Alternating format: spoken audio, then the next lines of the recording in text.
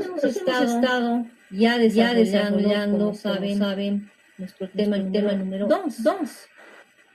Y bueno, este tema desarrolla lo que hemos denominado como la constitución o constitución política del Estado.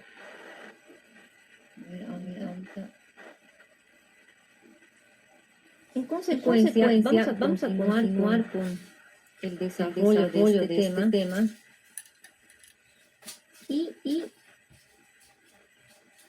vamos a recapitular un poquito lo que estábamos quizá desarrollando en un principio. Era un poco las definiciones de lo que es la Constitución. Ya habíamos arrancado con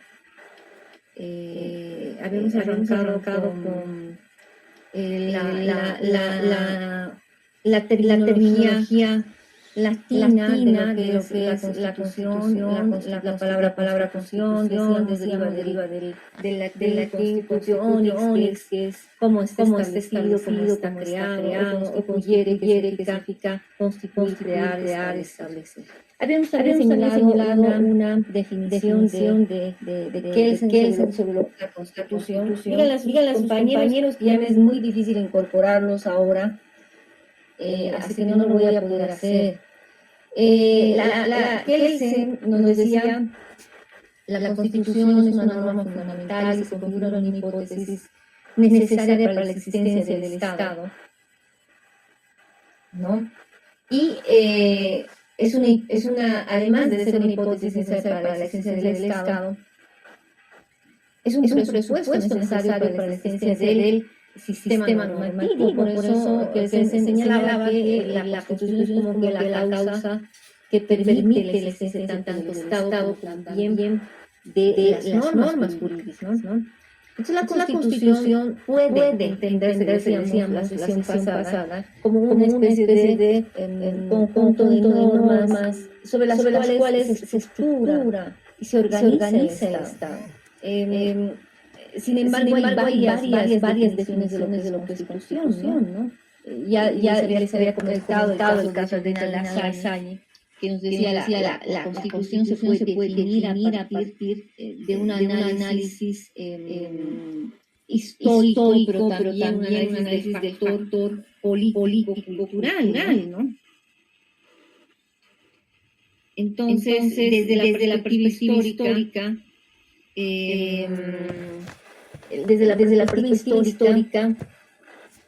la definición de lo que es Constitución es muy compleja, ¿no? Porque existen a lo largo de la historia diferentes contenidos, los cambios de fuerzas políticas, la transformación de la sociedad hace que un solo contenido, un mismo contenido puede ser aplicado a todas las realidades históricas. Y desde la perspectiva política lo mismo, ¿no? Se establecía que es muy complejo el aplicar un solo concepto, una definición de Constitución a realidades, estructuras económicas, políticas, culturales distintas y diferentes. ¿No? Doctora, disculpe, está saliendo con mucho eco. ¿Perdón? Está saliendo con mucho eco, doctora, disculpe. Yo no escucho eco. ¿Ustedes escuchan los compañeros? Se escucha normal, doctora. Se escucha normal. Debe ser señal, doctora. Sí, porque hace rato sí estaba yo conectada, por eso se escuchaba eco, pero ahora no. Yo por lo menos no escucho eco. Compañero, vea el tema de su conexión. A ver, alguien me está diciendo que quiere lo que pasa es que cuando yo lamentablemente no es un problema mío, pero cuando yo quiero ingresar a la gente que está en la sala y estoy colocando la presentación, no puedo hacerlo. A ver, voy a dejar de compartir. Solo por esa persona que quiere incluirse. Que no sé quién es. A ver, ¿dónde está? Ay, no hay nadie, no tengo a nadie en sala, aquí es la persona que no está. A ver.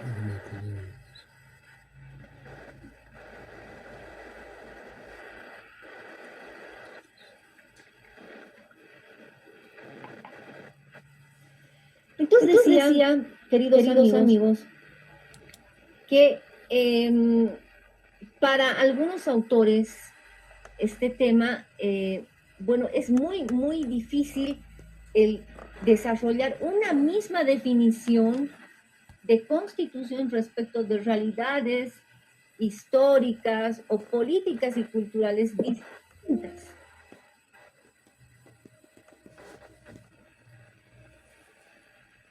Bien, es señalen por favor que como ya estamos avanzando la clase, por favor ya no vamos a admitir a nadie más en sala, ¿ya? Eso les pido que hagamos porque si no, todo el tiempo nos van a interrumpir, entonces no tiene sentido. Ahora sí voy a compartir lo que estábamos compartiendo.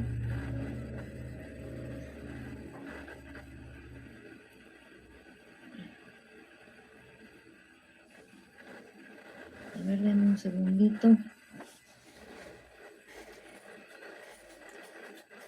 Y bueno, también hacíamos referencia a algunas otras. Quiero que se vea bien la diapositiva. Creo que ahí se ve bien. Se ve bien, ¿no? La diapositiva la pueden ver, ¿verdad? Sí. ¿O no? Ya, gracias. Entonces, decía, podemos entender entonces que existen varias definiciones. Algunos entienden que la Constitución puede entenderse como la manera de organización o la forma de organizarse de un Estado, la forma o la manera de gobernarse también, ¿no? Es un conjunto de normas que establecen y que regulan los mecanismos de gobierno de un Estado, pero hay que señalar que una constitución no solo se reduce a aspectos relacionados con la estructura y funcionamiento del Estado, va un poco más allá, ¿no es cierto? Bueno, pues en el lenguaje jurídico, sin duda la constitución puede entenderse a través de una multiplicidad de significados. También habíamos mencionado las definiciones de Ricardo Guastini, ¿no? Él nos decía, bueno, la Constitución puede ser entendida desde una primera acepción como un ordenamiento político de orden liberal, o puede ser entendido como un conjunto de normas fundamentales que caracterizan, identifican a todo un ordenamiento jurídico. Puede entenderse también como un documento normativo, puede entenderse como un texto, un documento normativo, pero que tiene ciertas características formales, y lo que implicará que la Constitución es un régimen jurídico especial. Pero además, habíamos señalado que la Constitución también puede ser entendida como un límite al poder político, ¿no? Desde la filosofía política, la anterior clase señalábamos que la Constitución puede entenderse como un ordenamiento de corte liberal. Es un ordenamiento que está fundamentado en los derechos, particularmente en la libertad de los ciudadanos y en su relación con el Estado, y que se haya protegida por un elemento muy importante que lo hemos estudiado en la sentencia que hemos revisado, que es el principio de la división de poderes. Entonces, este concepto liberal de lo que es la Constitución se basa, decíamos, en ese artículo 16 de la Declaración de los Derechos del Hombre y del Ciudadano, que nos dice: en una sociedad donde no existe la garantía de derechos ni el principio de división de poder, no existe Constitución, ¿no? La Constitución, desde esta perspectiva, ya no implicaría únicamente una organización de cualquier tipo. Es un tipo de organización de corte liberal, garantista, y lo que hace es limitar al poder público. Bueno, pues. También la Constitución puede ser entendida como un conjunto de normas fundamentales. En la teoría general del derecho, la Constitución es un conjunto de normas fundamentales, pero normas fundamentales que al menos debieran ocuparse de regular aspectos como, por ejemplo, la forma de Estado, la forma de gobierno, y aquellas normas que van a ser las que van a disciplinar, van a orientar la producción normativa. Entonces, desde este punto de vista, todo Estado en realidad va a entenderse que todo Estado tiene una Constitución, ¿no? Independientemente del arraigo ideológico que tenga, sea liberal o no lo sea, todo Estado tiene una Constitución. Puede ser una Constitución formal o real. En breve vamos a ver un poco la diferencia de estos estos dos tipos de constituciones. ¿Qué más? Ahí está, entonces habíamos dicho un conjunto de normas fundamentales, la fuente diferenciada del derecho y las otras alternativas de definición que hemos ido planteando desde la clase anterior hasta el día de hoy, ¿no? Pues bien, la Constitución, además de eso, aquí, puede denominarse materia constitucional. La Constitución es materia constitucional. La Constitución está entendida como un conjunto de normas fundamentales, conjunto de normas sustanciales, conjunto de normas esenciales, materiales. El concepto entonces de materia constitucional también puede ser un concepto que defina lo que es la Constitución. La Constitución material. ¿Qué es la materia constitucional? La materia constitucional está vinculada al menos a dos elementos. Primero, lo que es la propia materia constitucional. ¿Y qué es la materia constitucional? Es todo lo que regula el texto constitucional. ¿Qué regula la Constitución? Regula derechos, regula el régimen económico, regula la estructura orgánica del Estado. Todo eso es materia constitucional. Pero además el segundo elemento, que son las normas materialmente constitucionales. ¿Y cuáles son esas normas materialmente constitucionales? Son precisamente cada uno de los artículos que están desarrollados en el texto constitucional. Entonces, la Constitución puede ser denominada también como materia constitucional. Y esta definición de lo que es la Constitución va de la mano con la otra que nos dice la Constitución puede ser considerada como un código de materia constitucional. En verdad, la Constitución puede ser concebida como un código de materia constitucional. Yo a veces me pronuncio al respecto y digo, es muy difícil identificar a la Constitución como un código. ¿Por qué la Constitución no podría denominarse código? Pregunto. ¿Por qué?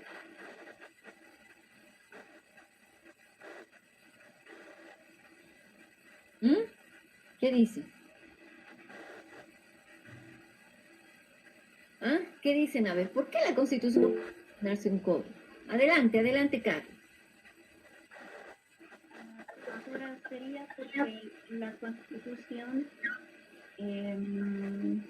está regulada por normas constitucionales. Porque la Constitución está regulada por, ¿qué decía? Porque la verdad es que no le escuchó la última parte porque creo que ha habido un corte en el internet. Pero a ver, ¿qué? ¿La Constitución?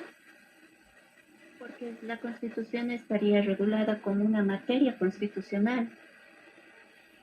Ya. Pero ¿por qué razón resulta un poco incongruente denominarse a la Constitución como código? A ver, ¿qué dice ahí el compañero? Creo que es Enrique, adelante. Doctora, ¿será porque la Constitución, como decíamos, es un régimen especial, regula diferentes tipos de instituciones, o sea, en general, y un código regula una institución en específico? Por ejemplo, podemos decir el Código Penal, el Código Civil, el Código de Comercio. Ya, a ver, ahí hay otra persona que levanta la mano, es Romer, adelante. Doctora, buenas noches. Yo considero que no puede ser un código por su jerarquía, porque es un órgano supremo, y por su contenido, ¿no? Ya que como Constitución maneja las directrices. Así es, ¿no? En realidad, esa es la razón. ¿Por qué podemos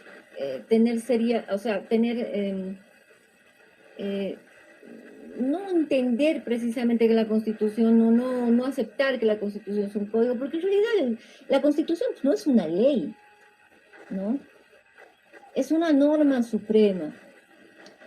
Pero, ciertamente, algunos autores han nominado a la Constitución como un código de materia constitucional.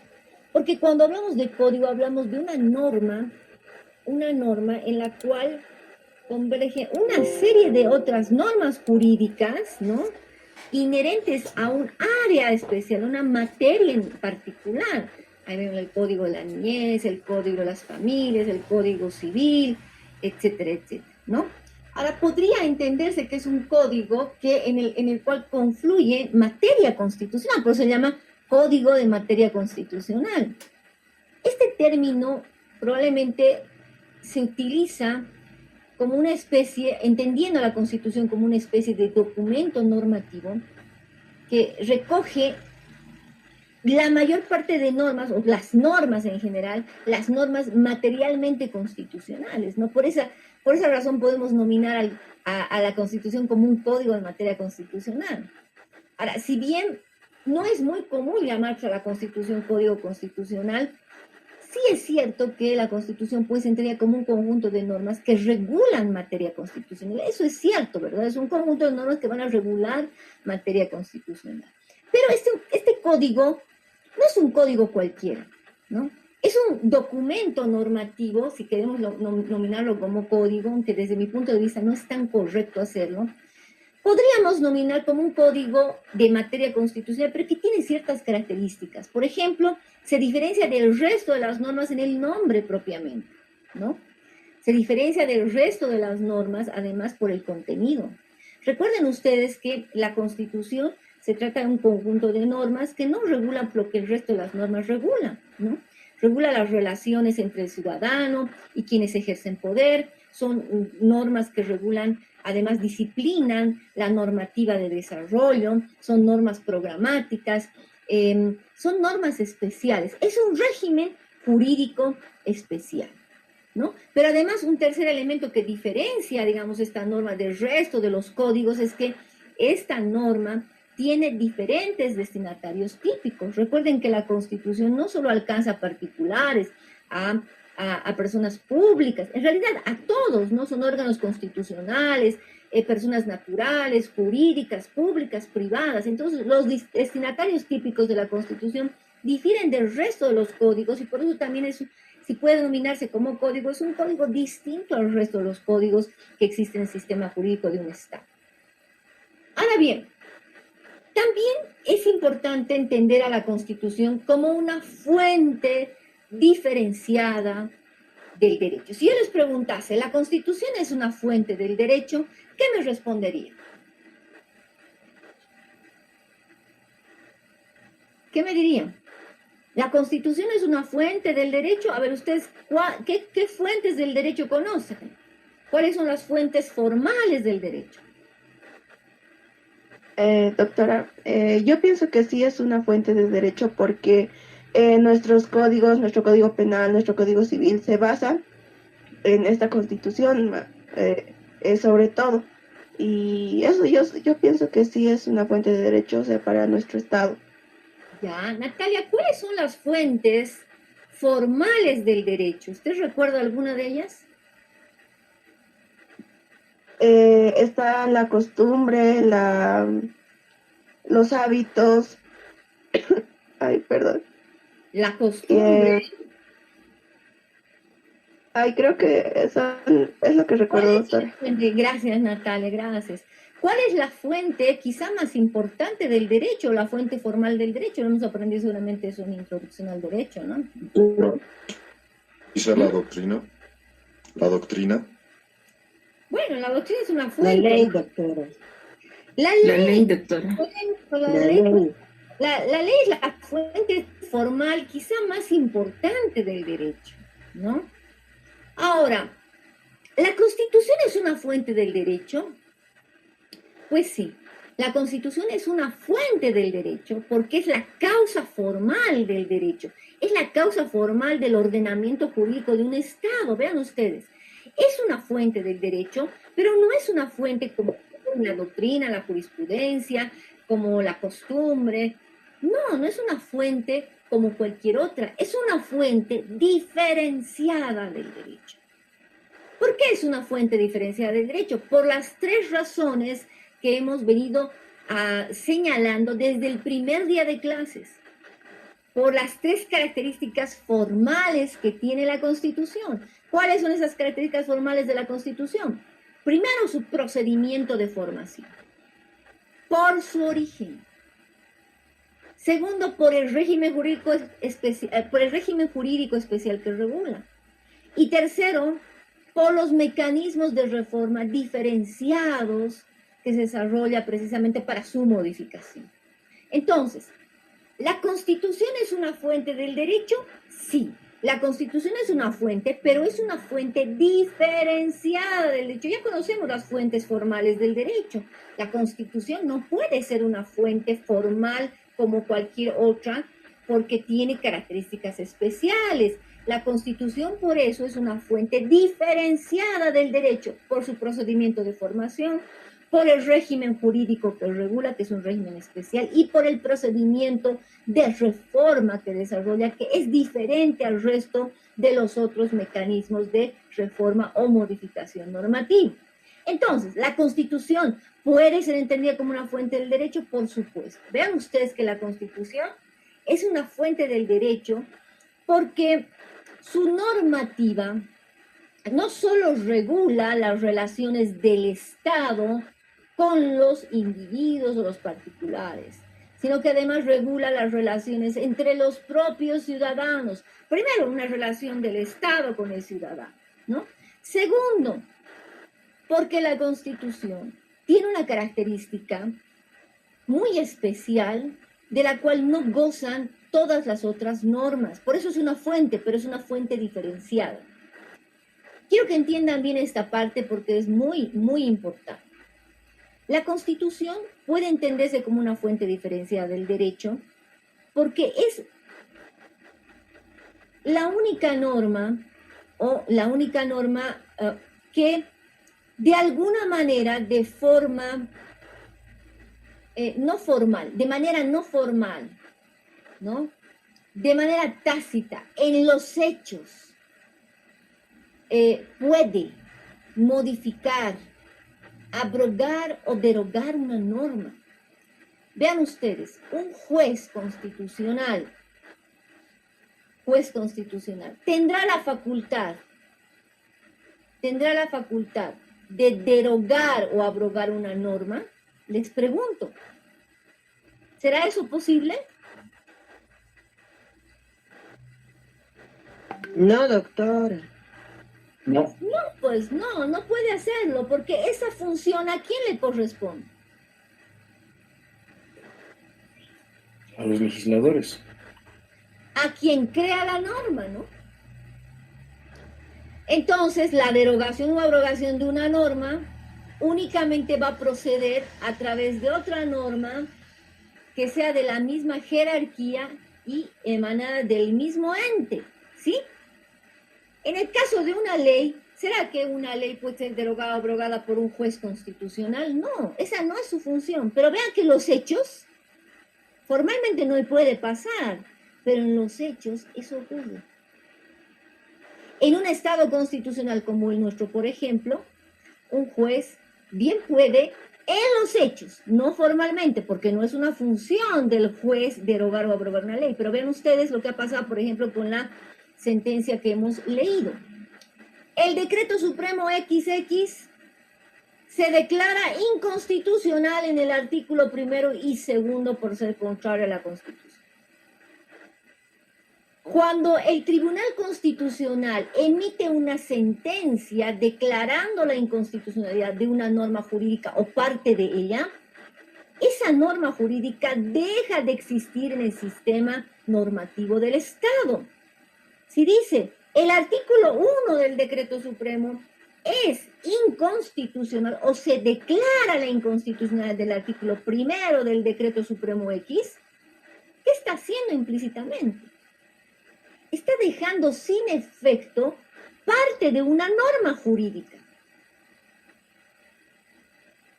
Por eso es que en la doctrina muchos autores nominan a los jueces constitucionales como una especie, vean ustedes, una especie de legisladores negativos, porque en realidad es eso lo que hacen. Si el Tribunal Constitucional establece, por ejemplo, que la ley 348 es inconstitucional de forma íntegra, toda la ley, y dice en una sentencia constitucional, la declara inconstitucional, la ley 348. ¿Qué pasaría a partir del momento de la emisión de esa sentencia? Esta norma jurídica deja de existir en el sistema jurídico del Estado. Implícitamente, ¿qué está haciendo pues el juez constitucional? ¿Qué estaría haciendo el juez constitucional de forma implícita?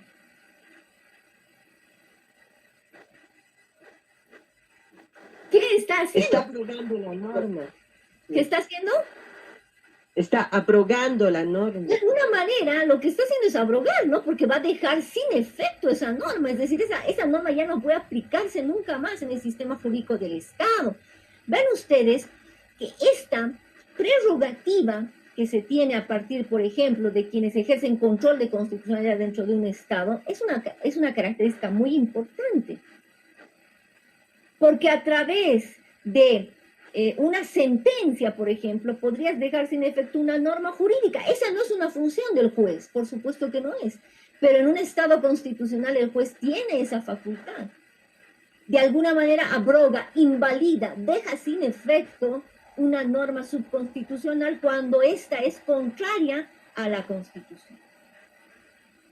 ¿Verdad? Por eso, vean ustedes, la Constitución no es una fuente del derecho común, es una fuente diferenciada del derecho, porque bien puede derogar o abrogar, invalidar una norma jurídica subconstitucional. Por eso se concibe como una fuente del derecho, pero es una fuente diferenciada del derecho.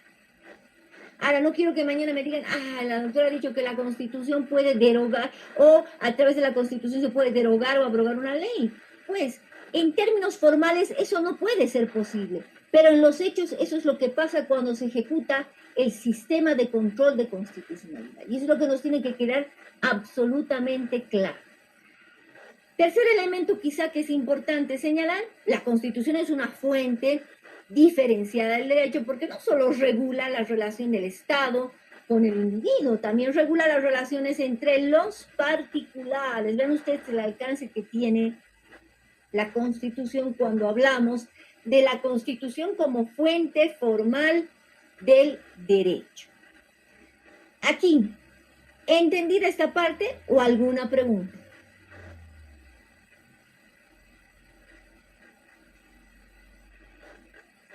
Correcto.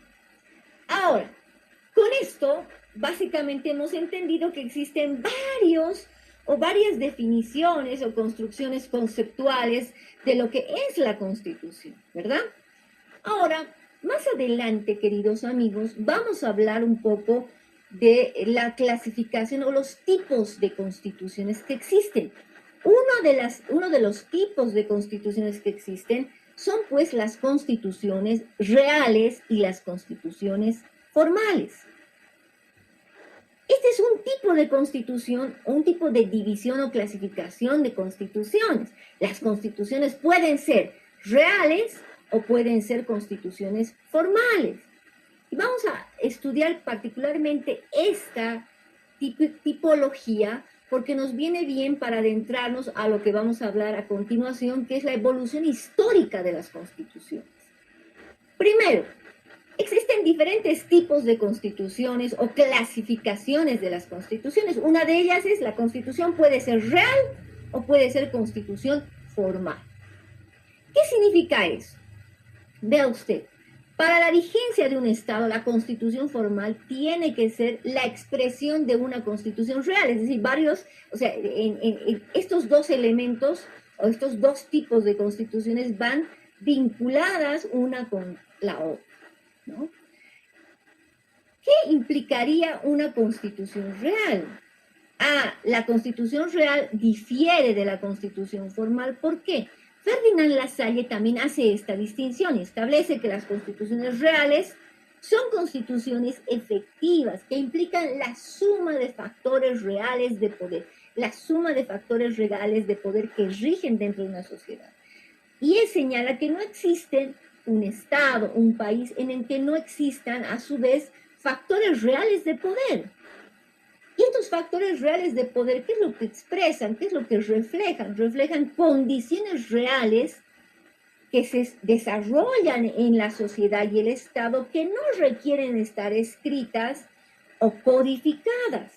Por lo tanto, son formas de organización que son de hecho, son formas de organización de facto, cuando se empieza a estructurar la sociedad y cuando surge el Estado.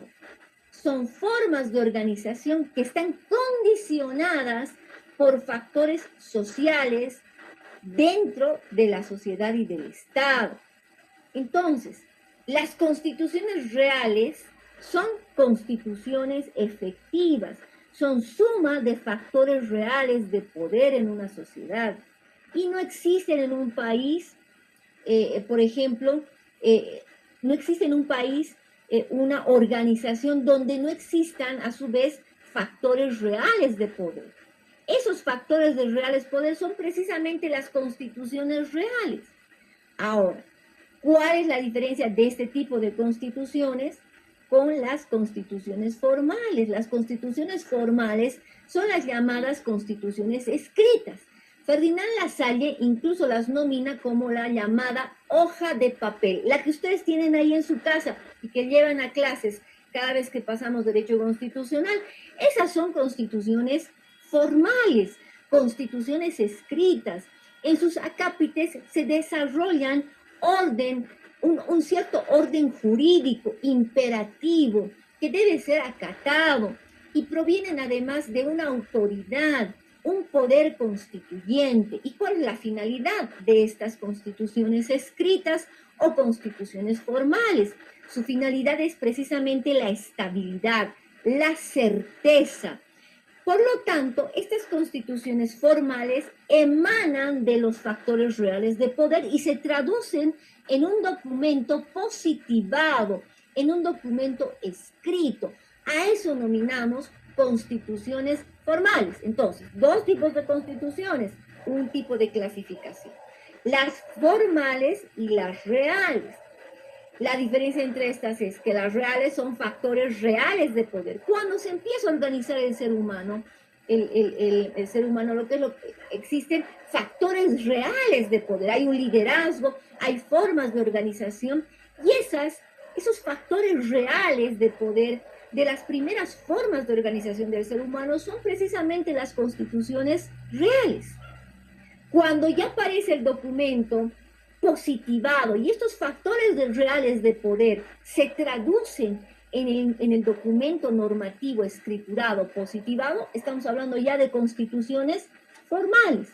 Entonces, las constituciones reales, si se dan cuenta, siempre han existido. Por lo tanto, no existe un país o un estado que no tenga constitución. Todas tienen constitución.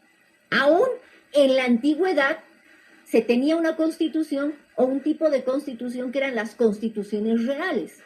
Y es a partir de 1215 en la época en la que aparecen las constituciones formales, constituciones reales en la antigüedad, y a partir de 1215, con la famosísima Carta Magna, aparecen las constituciones formales. Dos tipos de constitución, las reales y las formales. Las primeras, que se desarrollan desde un inicio, desde las primeras formas de organización del ser humano en la antigüedad. Y las segundas, que son las constituciones formales, que aparecen en realidad con una necesidad de estabilidad y certeza a partir de 1215 con la famosísima Carta Magna. ¿Sí?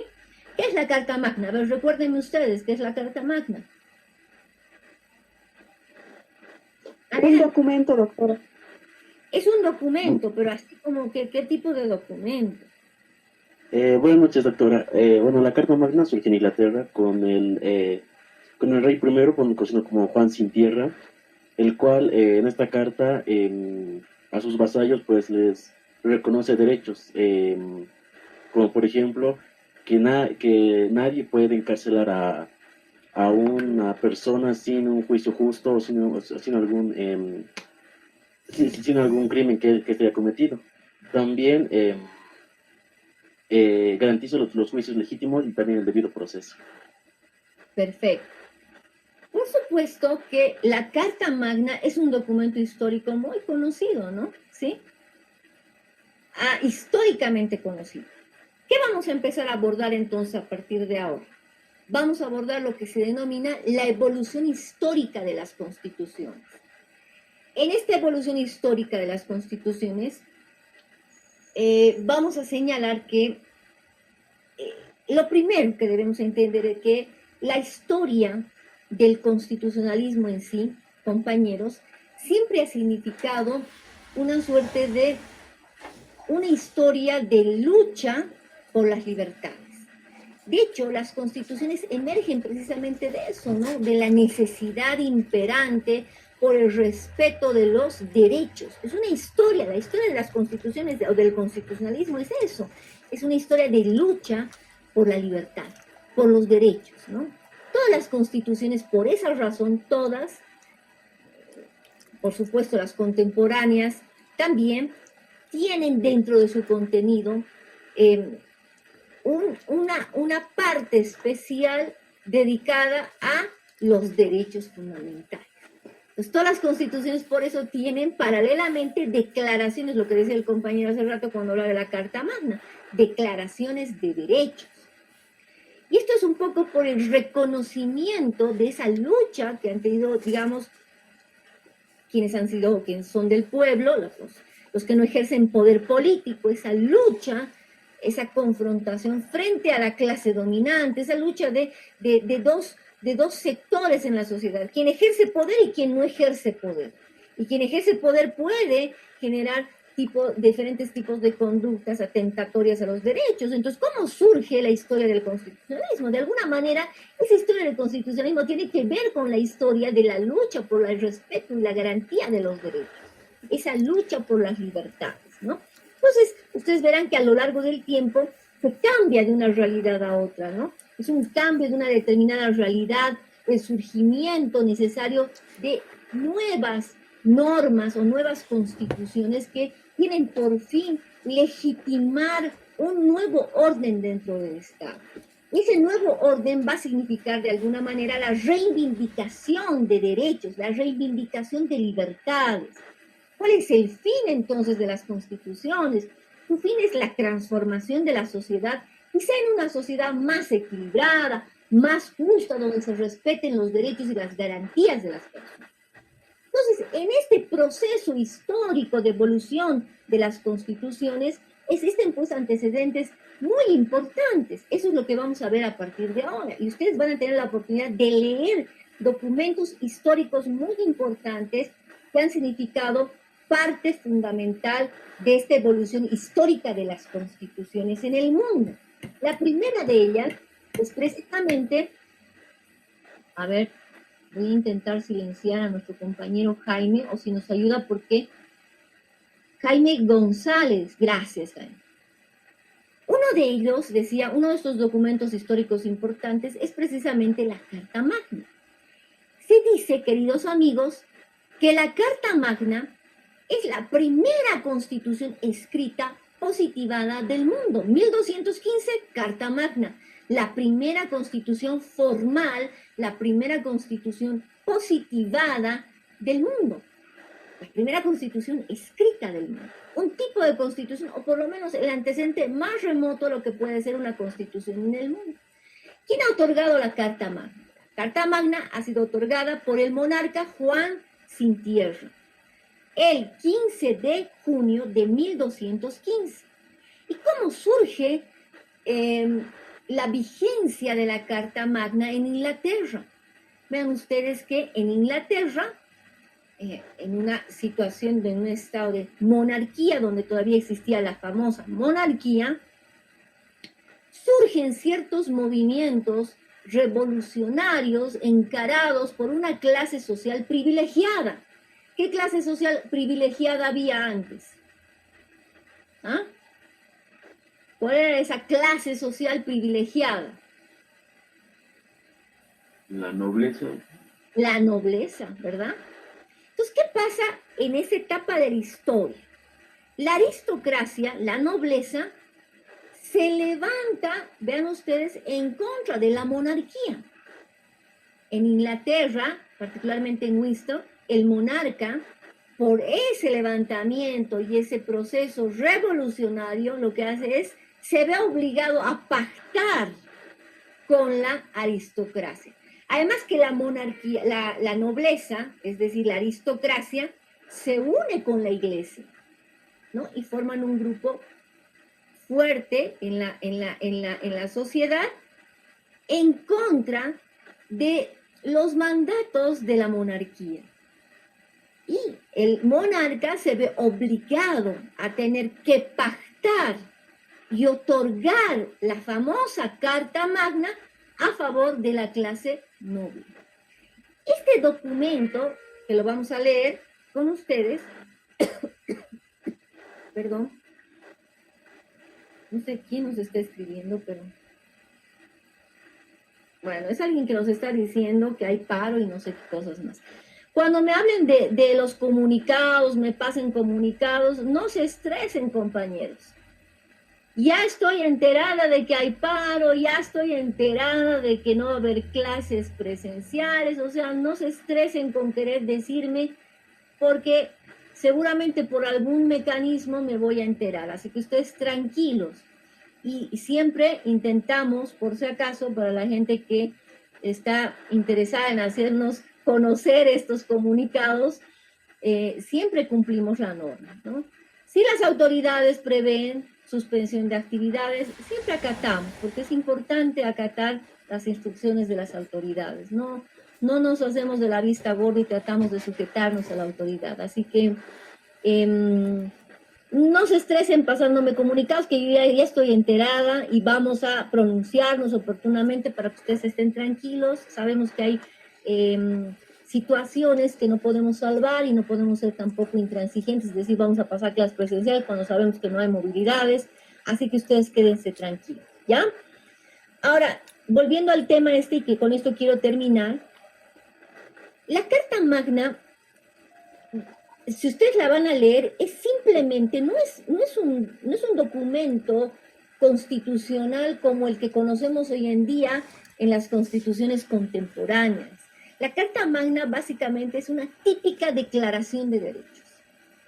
Es decir, que solamente tiene una declaración de derechos porque eso es lo que se buscaba, ¿no? El hacer constar ante el monarca el reconocimiento de los derechos, pero no de todos, ¿no?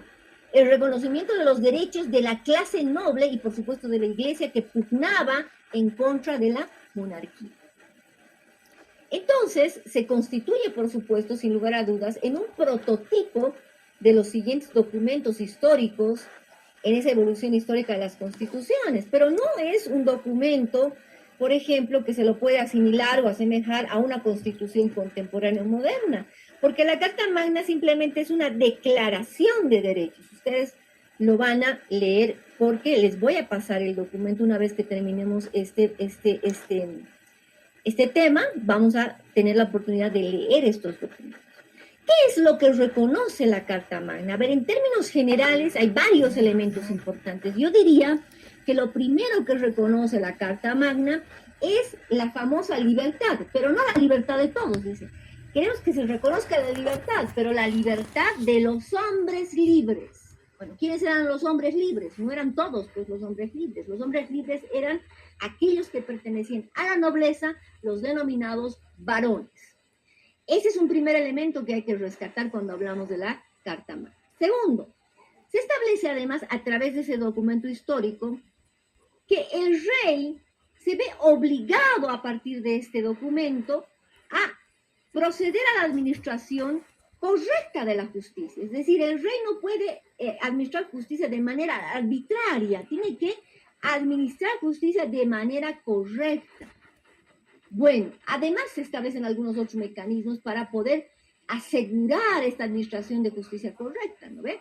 Un tercer elemento es que se establece a través de la Carta Magna la libertad de la Iglesia. Vean ustedes que este proceso revolucionario va conjuntamente con la Iglesia. Entonces la Iglesia, a través de este documento, asegura establecer su libertad, la libertad de la Iglesia anglicana, ¿no?, que era la Iglesia inglesa y que forma parte de la rebelión. un tercer elemento que es importante es ese.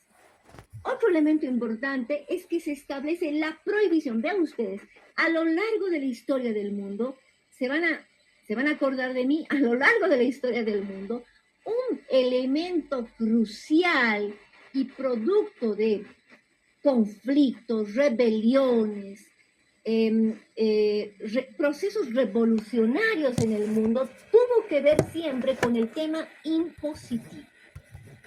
Por eso es que a través de la Carta Magna también se introduce este elemento tan importante que desde tiempos inmemoriales ha sido, hasta el día de hoy, un problema para las autoridades o quienes ejercen poder político y para el ciudadano común que exige mayores, una mayor transparencia, equidad, equilibrio y justicia en el tema de los impuestos. Entonces, un punto que se introduce en la Carta Magna es precisamente la prohibición de la creación de impuestos sin que previamente se vayan a consensuar con el Consejo del Rey. Vean, el Consejo del Rey ya nace como un ente de control sobre los actos del monarca. Y este tema, vean ustedes como subrayado, tómenlo o subrayenlo, este tema siempre ha sido crucial en la historia de la humanidad, el tema impositivo. Pero a través de la Carta Magna se establece la prohibición de la creación de impuestos sin antes consensuar con el Consejo del Rey. El rey no puede imponer impuestos de forma unilateral, debe consensuar con el Consejo del Rey. Otro elemento importante, se genera a partir de la Carta Magna el antecedente quizá más remoto de lo que hoy en día entendemos como habeas corpus. Evidentemente, solo favorecía a la clase noble. La clase noble, se establece a través de la Carta Magna, no podía ser víctima de arrestos, no se les podía desposeer de sus bienes sin juicio legal, que además sea llevado adelante por sus pares. No podían ser procesados por individuos que no correspondan a su clase social. No podían ser arrestados ni desposeídos sin previamente un juicio legal de sus pares y de acuerdo a ley. Y eso fue un elemento muy importante como un antecedente previo a lo que hoy en día, por ejemplo, conocemos como el habeas corpus o la acción de libertad. También se establecía en la Carta Magna la obligación de respetar lo que hoy llamamos un principio fundamental y una garantía constitucional como es la presunción de inocencia. De hecho, los alguaciles estaban obligados, constreñidos a que se tenían que presentar pruebas para determinarse la culpabilidad de la persona, y eso ya era básicamente el antecedente más remoto de lo que ya llamamos el principio de presunción de inocencia. Asimismo, en la Carta Magna se establecen algunos elementos relacionados con factores económicos, por ejemplo, la determinación de subsidios, la prohibición de requisas arbitrarias, embargos, especialmente, obviamente, relacionados con la vulneración de derechos de la clase noble. Pero algo mucho, mucho más importante que sí me gustaría que lo tomen en cuenta, y es que este documento desarrolla mecanismos de seguridad. Mecanismos de seguridad para la validez y garantía de la Carta Magna. ¿Y cómo se genera ese mecanismo de seguridad? Hemos dicho, las constituciones, por ejemplo, tienen procedimientos que aseguran la garantía del principio de supremacía, es decir, que se cumpla la Constitución.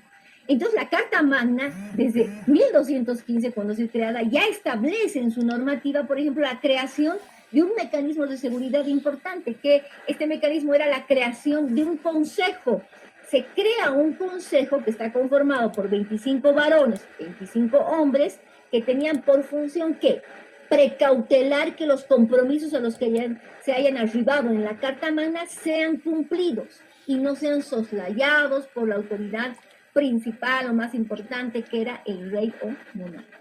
Entonces, vean ustedes que en Inglaterra el Consejo del Rey fue en realidad el primer antecedente histórico de lo que después y hoy en día se denomina el Parlamento en Inglaterra. ¿Qué tan importante entonces es este documento con todos los elementos que hemos venido señalando?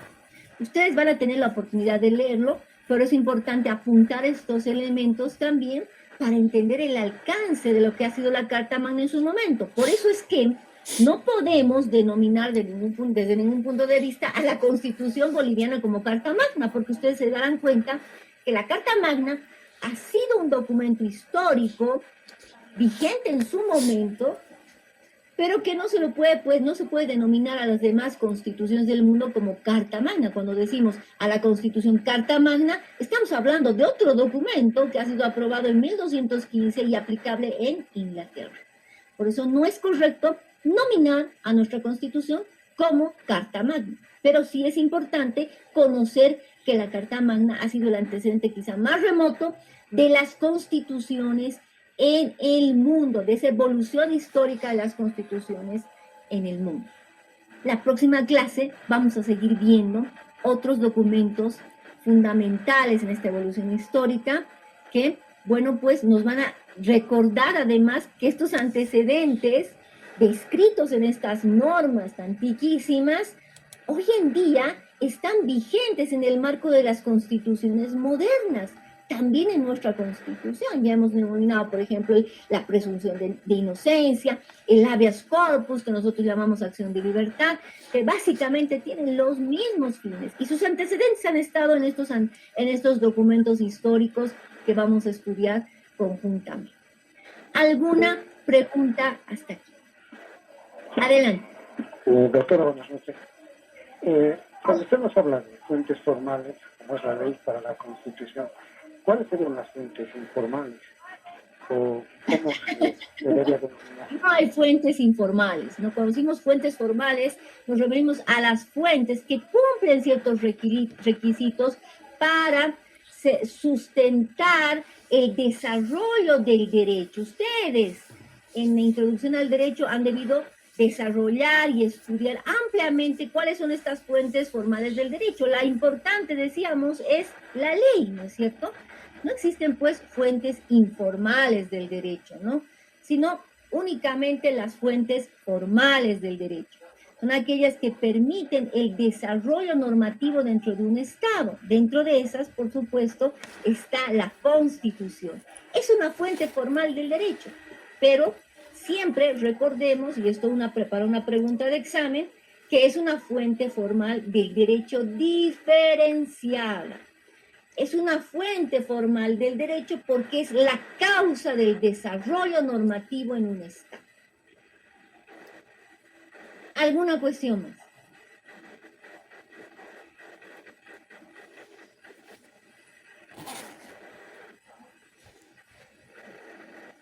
Los escucho, amigos. ¿Todo está claro?